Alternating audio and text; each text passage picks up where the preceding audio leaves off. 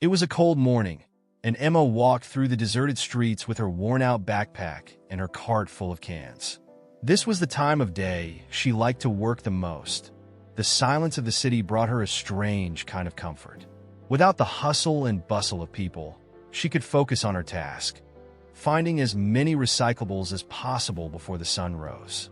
As she walked through a poorly lit alley, something caught her attention. It was a low noise, almost imperceptible, but enough to pique her curiosity.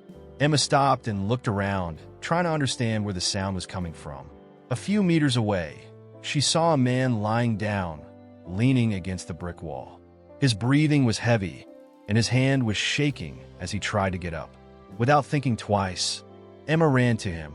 "Are you okay?" she asked, her voice thick with concern.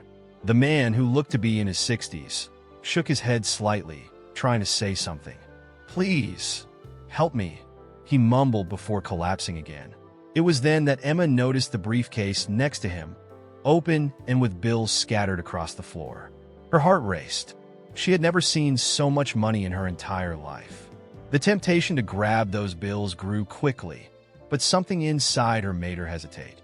The man clearly needed help, and she knew that the money wasn't hers. "Hey, I'll help you, okay?" she said, grabbing his arm to help him sit up. Michael, as he introduced himself with difficulty, thanked her with a tired look.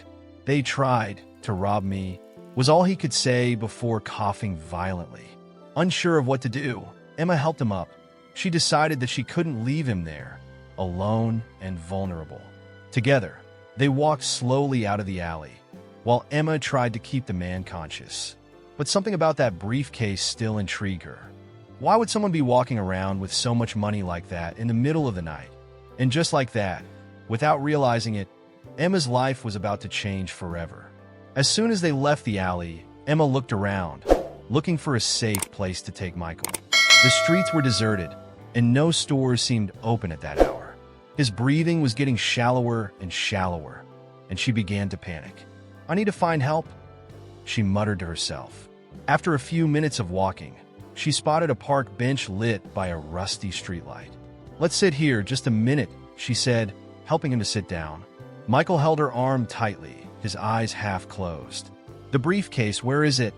he asked in a barely audible voice. Emma's heart raced again. The briefcase. She had rushed to grab it before leaving the alley, but she still didn't know what to do with it. She looked at the closed object next to her, remembering the banknotes she had seen scattered on the ground. Were they thousands? Millions? That could change her entire life. Maybe if she just took a small portion? "No, I can't do that," she told herself quietly, shaking her head. Despite all the hardships she faced on a daily basis, something in her conscience told her that this money did not belong to her. "Stay here, don't move. I'm going to get help," she told Michael. He tried to protest, but he was too weak to speak. With the suitcase firmly in her hands, Emma set off in search of some place where she could get help. After walking a few blocks, she found a small community hospital. The facade was worn, but the lights inside indicated that it was in operation. She walked in hesitantly, carrying the suitcase as if it were a secret too heavy to carry. The receptionist, a middle-aged woman with a tired expression, looked at her suspiciously. "I need help for a man who is feeling ill. He's in the square nearby," Emma said quickly, as she set the suitcase down, trying to explain the situation. The receptionist seemed uninterested until she saw the intensity in Emma's eyes. "He mentioned this suitcase. I think it's his," she added, her voice cracking slightly. The mention of the briefcase caught the attention of a burly security guard standing nearby. He approached with firm steps. "What did you say about the briefcase?" he asked in an authoritative voice. Emma took a step back, clutching the object to her chest. "It's his.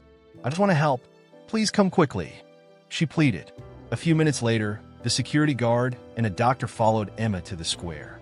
When they arrived, they found Michael leaning against the bench, his head lolling to the side. The security guard recognized him immediately. "Mr. Michael, is that really you?" His surprised expression revealed that this man was someone important. As they helped Michael into the ambulance that had been called, Emma watched from afar, still holding the briefcase. The doctor glanced at her, thanking her quickly, but his attention was elsewhere.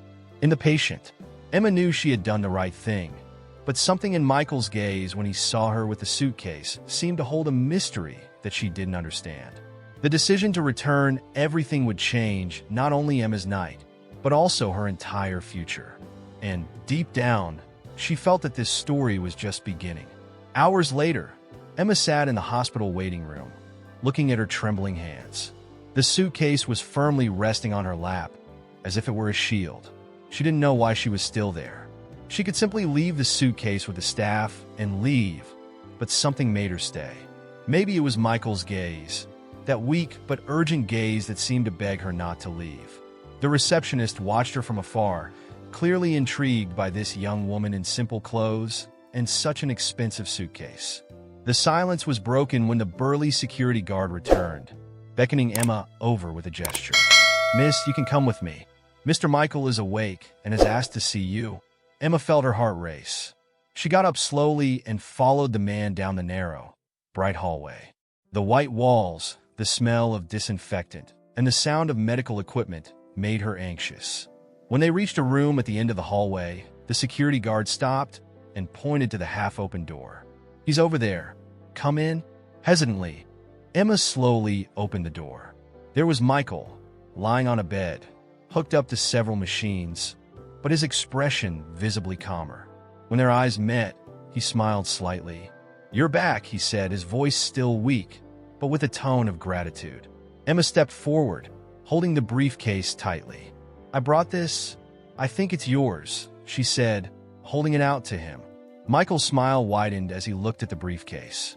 "I knew I could trust you," he replied, with a gleam in his eyes that left Emma disconcerted. She placed the briefcase on the table next to the bed and took a step back, unsure of what to do next. "Look, I just wanted to help. I didn't catch anything, I swear," she said quickly, feeling the need to explain. Michael held up his hand, urging her to calm down. "I believe you, Emma. It's more than most people would have done." The words made her feel embarrassed. No one had ever trusted her like that, and for the first time in years, Emma felt a small spark of dignity. "Are you okay now?" she asked, trying to change the subject. Michael nodded slowly. "I'm better, thanks to you." Before Emma could answer, a doctor entered the room, checking Michael's vital signs. "He needs to rest now, miss," the doctor said gently, but Michael intervened. "Wait, I want to talk to her later. Please ask her not to leave yet." Surprised, Emma left the room, her mind full of questions. Why did he want to keep talking to her? She hadn't done anything special, had she? As she walked back to the waiting room, she realized that maybe their meeting hadn't been a simple coincidence. Sitting up again, her legs swinging nervously, Emma glanced at the clock on the wall. The night was ending, but to her, something much bigger seemed to be just beginning. Hours passed, and Emma continued to wait in the reception room. The sun was beginning to light up the streets through the hospital windows, but her mind was elsewhere. Why had Michael insisted she stay? And what more could he possibly want with her? When the security guard finally appeared again to call her, Emma stood slowly, adjusting her worn backpack on her shoulders. "Come in, Mr. Michael is waiting," the man said, his tone serious but polite. She returned to the room and found Michael sitting up, a little straighter, looking more willing than he had the night before. When he saw her, he smiled. "Emma, please sit down," he said, pointing to a chair next to the bed. She hesitated before sitting down, still uncertain of what was to come. "You saved my life yesterday," he began, his voice stronger now, but still thick with emotion. "If it weren't for you, I probably wouldn't be here." Emma shook her head, uncomfortable with the praise. "I just did what anyone would do," she replied, looking down at the floor. Michael laughed softly. "No, you did more. Most people would have taken the money and left me there. But you didn't. That says a lot about you." She looked up at him, surprised at the sincerity in his words. I just couldn't. It wasn't mine. But look, I don't want any of that. I just wanted to help," she said quickly, gesturing toward the suitcase, which was now closed and secured next to the bed. Michael was silent for a moment, looking at her as if he were considering something. Then he took a deep breath and said, "I want to repay you for what you did. I want to help you, Emma. Tell me, what do you need? How can I change your life?" The question took Emma by surprise. She blinked several times, trying to process what he had just said. Change my life, she repeated, almost in disbelief. I don't know. I have nothing. I just need a place to sleep and some food. That would be more than enough. Michael smiled again, but this time, there was determination in his eyes. You deserve so much more than that. Please give me the chance to help you. Come to my house. There you will have a safe place, food, clothes, everything you need to start over. The proposal made Emma's heart race. The idea seemed too good to be true, and at the same time, frightening. I don't know. Why would you do this for me? She asked suspiciously. Because you did for me what no one else would, he answered firmly. And besides, I see something in you, Emma. A strength, an honesty. You deserve a chance. Emma fell silent, her gaze fixed on her hands. It was a huge decision. Accepting would mean trusting someone, something she hadn't done in years. I'll think about it, she finally said, standing up. But for now, I have to go. Michael nodded understandingly. Okay, but remember, my offer still stands, always. He handed her a card with his address and phone number on it.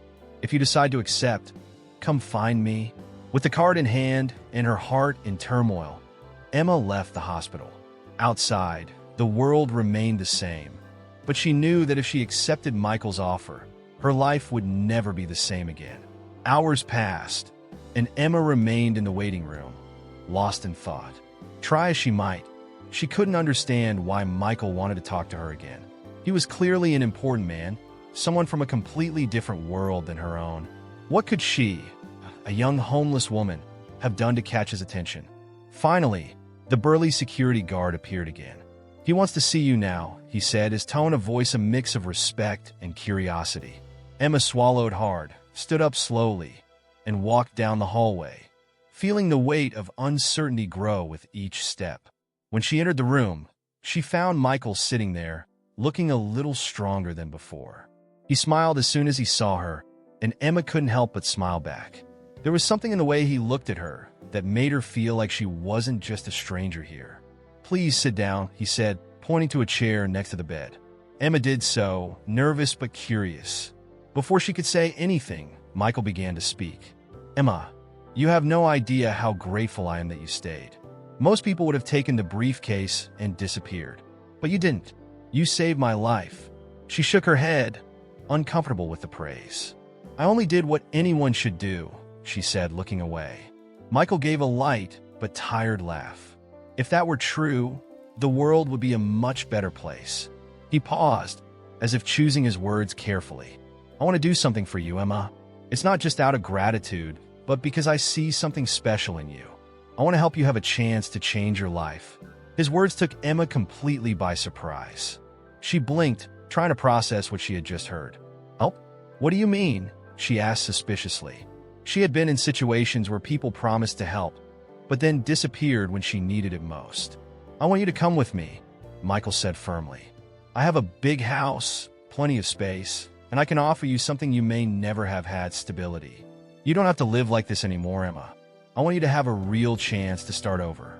Emma stared at him, speechless. Her mind was full of questions and doubts. Why would he do this for her? He barely knew her. Yet there was something sincere in his voice, something that made it seem like he really cared. I don't know what to say, she murmured, trying to find the right words. I'm no one important. Why would you do this for me? Michael smiled again, this time softer. Because I believe that sometimes the universe puts the right people in our paths at the right times. You helped me when no one else would, and now it's my turn to help you. Tears began to well in Emma's eyes, but she blinked them away quickly. This is a lot for me, she said, her voice shaking. Michael just nodded. I understand. You don't have to decide right now. Just think about it. Before she could respond, the doctor came back in, apologizing for interrupting. Michael waved his hand, signaling that it was okay. Please walk Emma out carefully, he told the security guard. And Emma, remember, my offer still stands. As she left the hospital, Emma felt the cold morning air hit her face. What should have been just another difficult night of survival had turned into something much bigger. She held the small bag of belongings the hospital had given her. But more than that, she felt like her life was about to change completely. In the days that followed, Emma couldn't get Michael's words out of her head. A real opportunity to start over. She toggled between disbelief and the temptation to accept. After all, what did she have to lose? The idea of no longer having to sleep outside or fight for every meal seemed like a dream too distant to be true. On the third morning after their meeting at the hospital, while she was still trying to decide what to do, Emma was startled by unusual sounds outside the shack where she lived. She peeked through the broken window and saw something that took her breath away. 3 luxury black cars were parked at the entrance to the property, gleaming in the sun. Men in suits got out of the vehicles, and she felt her heart race. They came for me, but why? She thought nervously. Soon, one of the men knocked on the makeshift door of the shack. Miss Emma, a polite but firm voice called. She hesitated before opening it. A tall man with a small smile and a name tag in his pocket held out a gold envelope to her. Mr. Michael asked us to deliver this. He would like to hear your response. With shaking hands, Emma took the envelope. Inside was a handwritten note. Emma, I still believe in the potential I saw in you. My offer stands. Should you choose to accept it, the address is below. There is a car waiting to pick you up if you are ready. Sincerely, Michael. The note was simple, but the words carried enormous weight. She looked at the man at the door and then at the small shack she called home. A part of her wanted to refuse, to continue living the way she had always lived, without relying on anyone. But another part, a part that was tired of struggling alone, was telling her to go. After a few minutes of silence, Emma took a deep breath and made her decision. She grabbed the only suitcase she had, stuffed her few clothes and belongings inside, and left. I'm ready, she told the man, trying to sound confident, even though she felt a whirlwind of emotions inside. The drive to the address on the note was silent. With every mile, Emma wondered if she was making a mistake. But when the car pulled up in front of a tall gate, she knew she had crossed the line of no return. The gate swung open automatically, revealing a long driveway lined with trees and an impeccable garden. At the end of the drive, a grand mansion loomed, its white facade and huge windows. Stepping out of the car, Emma was greeted by an elegant man who introduced himself as Charles, the butler. Welcome, Miss Emma. Mr. Michael is looking forward to seeing you. Please follow me. As she walked through the spacious hallways decorated with artwork and luxurious furniture, Emma felt like she was entering a completely different world. The scent of fresh flowers mingled with the faint scent of polished wood, and the light streaming in through the windows created an almost magical atmosphere. Finally, they reached a large room where Michael sat in a comfortable armchair. He looked much better than he had the last time they had seen each other. When he saw her, he smiled with genuine satisfaction. I knew you would come, Emma, he said, holding out his hand to her. I wasn't sure until now, she admitted, trying to hide her nervousness. You made the right decision, he replied warmly. And now I want you to see what it means to start over. He called Charles over, who led Emma upstairs. When they opened a door, she was speechless. The room that would be hers was larger than the entire shack where she lived.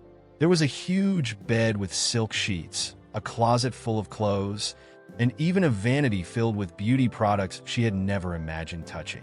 As she sat on the edge of the bed, Emma felt tears well up. For the first time in years, she allowed herself to believe that life could be different. The days that followed were like a dream for Emma. She began to get used to her new routine, although the luxury around her still seemed unreal. Charles, the butler, and the other servants of the mansion were kind and welcoming, and Michael treated her with a kindness she had never experienced before. But deep down, Emma knew that not everything would be so simple. One morning, while she was having coffee in the kitchen with the staff, Charles hurried in. His calm expression seemed slightly worried. Mr. Michael's relatives have arrived, he announced in a tone that suggested this was not exactly good news. Before she could ask more, Emma heard loud voices in the entrance hall. They were voices filled with authority and impatience. She stood and walked hesitantly into the hallway, only to see 3 well-dressed people entering the mansion with firm steps. A stern-looking woman and 2 men who seemed to be competing to see who exuded the most arrogance. "Who is this?" the woman asked, giving Emma a cold look as soon as she saw her. "Emma, this is Margaret, Mr. Michael's ex-wife," Charles said politely, trying to keep the mood under control. "And these are James and Elliot, their sons." Margaret's eyes darted up and down, assessing Emma with contempt. "So this is the girl he spoke of? The can collector?" She laughed, but the sound was hollow and cruel. Emma felt her face heat with shame and anger. But before she could respond, James approached. "Do you think you'll stay here forever? That our father will support you while you live like a queen?" he asked with a sneer. "I don't," Emma began, but Elliot cut her off. "Don't worry, honey. This won't last long. Once we've sorted this out, you'll be back where you belong." Their words cut like knives, but before the situation could escalate, Michael's voice echoed down the hallway. "What's going on here?" Everyone turned to see him standing on the stairs, leaning on his cane. He didn't look happy. "We're just getting to know your new friend," Margaret replied with a fake smile. "We want to understand why she's here." Michael descended the stairs slowly, but each step seemed to carry authority. "Emma's here because I trust her. Something I can't say the same about the three of you." His voice was hard, and the silence that followed was deafening. James opened his mouth to protest, but Michael held up his hand. "That's enough. If you're here to visit me, be civil. If you can't, you know where the door is." The tension in the air was almost palpable. Emma felt a mixture of relief and guilt. Despite Michael's defense, she knew her presence was causing problems. But before she could say anything, he turned to her, his expression much softer. "It's okay, Emma. Don't let them intimidate you." She nodded, but the words of Margaret and her children continued to echo in her mind. They didn't seem like people who would give up so easily, and Emma began to realize that her stay here might be much more complicated than she had imagined. Later, alone in her room, Emma looked out the window at the mansion's gardens. The view was beautiful and peaceful, but inside it was a storm. She knew that if she wanted to stay, she would have to face more than just the looks and nasty comments. Meanwhile, Margaret, James, and Elliot were in a corner of the mansion, talking in low voices. "This can't go on like this," Margaret said firmly. "She's a threat. We have to do something." The next day, Emma tried to get back to her routine, but the tension in the mansion was palpable. Whenever she passed Margaret, James, or Elliot, she felt their icy stares and heard sharp whispers behind her back. Despite this, the servants continued to treat her with kindness, which gave her the strength to stay there. Meanwhile, Michael seemed determined not to let his family interfere. He spent more time with Emma, showing her parts of the mansion and telling her stories from his life. To Emma, these moments were precious, a reminder that there was still good in the world. But that afternoon, the mood changed completely. During lunch, as Emma was helping Charles set the table, Margaret entered the dining room with firm steps and a raised voice. "Michael, we need to talk. Now." Michael, sitting in his chair at the head of the table, looked up calmly. "About what, Margaret?" "About this girl," she said, pointing at Emma. "She doesn't belong here. It's obvious that she's here for her own good. Anyone can see that." Emma froze, feeling the blood drain from her face. Before she could say anything, Michael held up his hand, interrupting Margaret. His voice, though low, held a sharp edge. "Enough, Margaret. I've warned you that I won't tolerate this kind of behavior." "Behavior? Michael, we're worried about you. This girl came out of nowhere, and now she's living here like she owns the house." James interjected, his voice thick with anger. "Don't you see the danger in this?" Michael stood slowly, using his cane to steady himself. His gaze swept over each of them, steady and resolute. "The danger? The only danger here is what you posed to me. Emma saved me. She showed more character in a few days than you have in years." The room fell silent. Margaret opened her mouth to protest, but Michael continued, his voice now thick with emotion. "How many times have you come here out of genuine concern?" "Never. Every time you come, it's because you want something. Money, property, control. But not this time." Emma watched, her heart racing. She wanted to run away from this argument, but she felt that for the first time, someone was truly standing up for her. Michael's words were like a shield against the accusations she had been enduring. If you can't respect my decision, the door is open, he said, gesturing with his cane toward the entrance hall. But I won't let you treat Emma this way. Margaret huffed, clearly outraged. This is a mistake, Michael. A big mistake, and you'll realize it too late. With those words, she left the room, followed by James and Elliot, who shot Emma furious looks before disappearing. As soon as silence returned to the room, Michael sat down again, taking a deep breath. He looked at Emma and smiled slightly. Are you okay? He asked, his voice gentle now. Emma nodded, but her eyes were filled with tears. I don't know why you do this for me. I'm no one important. Michael shook his head. You're more important than you realize, Emma. Don't let these people make you doubt that. Later, in her room, Emma thought about everything that had happened. Michael's words echoed in her mind. For the first time, she began to believe that there might be a place for her here. But she knew the battle was far from over. Michael's family seemed determined to drive her away, and it would take all her strength to resist. Meanwhile, in one of the mansion's bedrooms, Margaret and her children conspired. This isn't over yet, Margaret said, her eyes full of determination. She's going to get out of here, one way or another. In the days that followed, Emma tried her best to avoid crossing paths with Margaret and Michael's children. She knew their animosity was far from over, but she wouldn't let it drive her away from the place she was beginning to call home. More importantly, Michael continued to reassure her that she was welcome there, offering words of encouragement whenever he sensed her insecurity. One afternoon, while Emma was helping Charles in the garden, Michael called her over for a chat. He was sitting in an armchair on the patio, gazing out at the horizon. Beside him was a small table with 2 cups of tea. Sit down, Emma, he said with a gentle smile.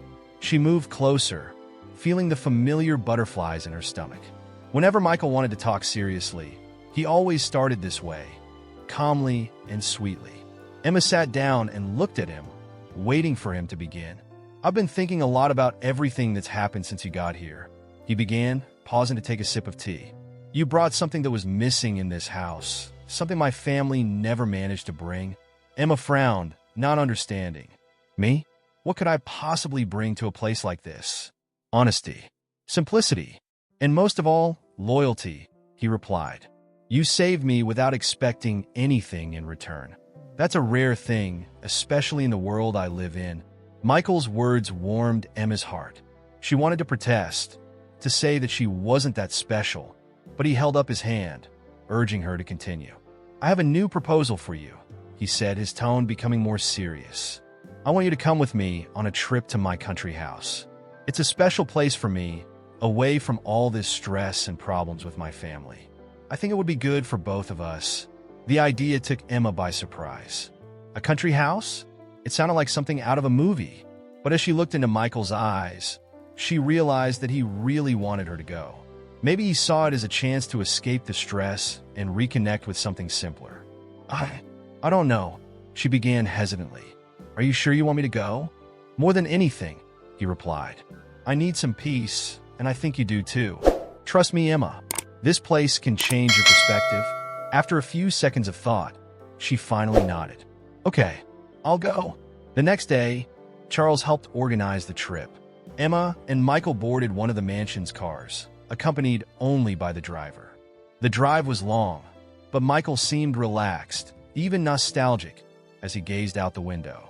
He told stories of the country house, how he used to spend summers there when he was young. When they finally arrived, Emma was speechless. The property was beautiful, surrounded by green hills and tall trees. In the center was a large, cozy house. Unlike the luxurious mansion they lived in, there was something welcoming about the place, as if it were a retreat from the world. As they entered, they were greeted by Leandro, Michael's grandson. He was tall, with an easy smile and a curious gaze that soon fixed on Emma. So, you're the famous Emma my grandfather talks about so much, he said, extending his hand.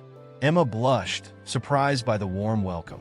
I don't know about I'm famous, but yes, it's me, she replied with a shy smile. The next few days were filled with simplicity and tranquility.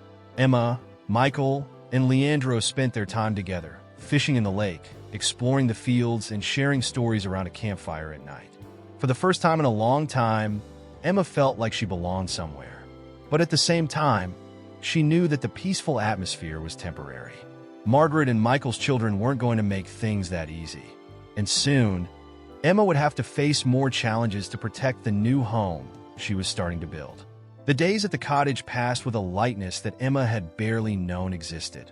Each morning was marked by the smell of fresh coffee as the sun lit up the tranquil lake. Michael seemed rejuvenated in the surroundings, and Leandro always had a warm smile to share. Little by little, Emma began to feel like part of this little makeshift family. One afternoon, while they were fishing in the lake, Michael interrupted their light conversation with a more serious tone. "Leandro, have you ever thought about taking on more responsibility in the family business?" he asked without taking his eyes off the water. The young man paused for a moment, surprised. "Grandpa, I never thought about that. I always imagined that James or Elliot. They're not the right choice," Michael interrupted firmly. "I want someone I can trust, someone who understands the true value of everything I've built. And that someone is you." Silence fell over the group. Emma watched the conversation attentively, sensing that something important was being decided there. Leandro, clearly moved, nodded slowly. "If that's what you want, I'll do my best." As they drove home that day, Emma noticed that the mood between them had changed. There was a sense of purpose, of change in the air. Leandro seemed more confident, and Michael more relaxed, as if he had taken a big step in the right direction. But the next morning, the tranquility was interrupted. Margaret, James, and Elliot arrived unexpectedly at the country house. They weren't there for a friendly visit. With stern expressions, they demanded a meeting with Michael. Emma watched from afar, feeling a knot in her stomach. Something in their eyes made her believe that this visit would not end well. In the main hall, Margaret began her attack. "Michael, this has gone too far. First, you bring this girl with no past into your home. Now, you're ignoring your own family and handing everything over to Leandro? This is unacceptable." His voice was thick with indignation. "You lost the right to question me when you made it clear that you only care about money," Michael replied, without changing his tone. "And about Emma, she showed more character than you ever have." James stepped forward, pointing at Emma, who was watching from the doorway. "This is about her, isn't it? She must be manipulating you, trying to steal everything." "Enough!" Michael's voice echoed through the room. He stood up, leaning on his cane, and faced the three of them with an authority that made them all back away. "You will not intimidate me any longer, nor will you continue to disrespect Emma. If you cannot accept my decisions, you are free to leave." Margaret tried to protest, but Michael gestured to Charles the butler. "Show them out. They are not welcome here until they learn to respect others." As they were escorted out, Emma felt a mixture of relief and guilt. She knew that in some way she was the center of this conflict. When everything calmed down, Michael approached her. "I'm sorry about that," he said, his voice softer. "I promise they won't bother you again." Emma shook her head. "It's not your fault, Michael. You're just trying to protect what's important to you." He smiled, touching her shoulder lightly. "And that includes you, Emma. Never forget that." That night, as the starry skies shone over the cottage, Emma reflected on how her life had changed. But she also knew that the conflict with Michael's family was not completely resolved. They would return, and when they did, she would need to be prepared. The next few days at the cottage were quieter, but Emma knew it was just the calm before the storm. Despite Michael's firmness in expelling Margaret, James, and Elliot, she was certain they would return to action, determined to reclaim what they believed was theirs. On that sunny morning, Emma walked through the garden with Leandro, feeling the tranquility of the countryside and the weight of the decisions that awaited her. The last few months had been a whirlwind of emotions, from the darkness of her life on the streets to the light she found in Michael's house. Each step on that journey had shaped not only her destiny, but that of everyone around her. When they reached the bench by the lake, Leandro turned to her, his gaze serious but full of love. "Affection. Have you ever thought about what all this means? This house, this family, what you represent to us now?" Emma smiled, looking out at the calm water. "It's still hard to believe that all this happened. I never thought someone like me could be a part of something so big."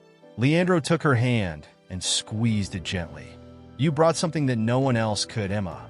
It wasn't money or property. It was your heart, your honesty. You gave us a new perspective, something that not even my grandfather knew he needed. Before she could answer, Michael appeared, walking slowly with his cane.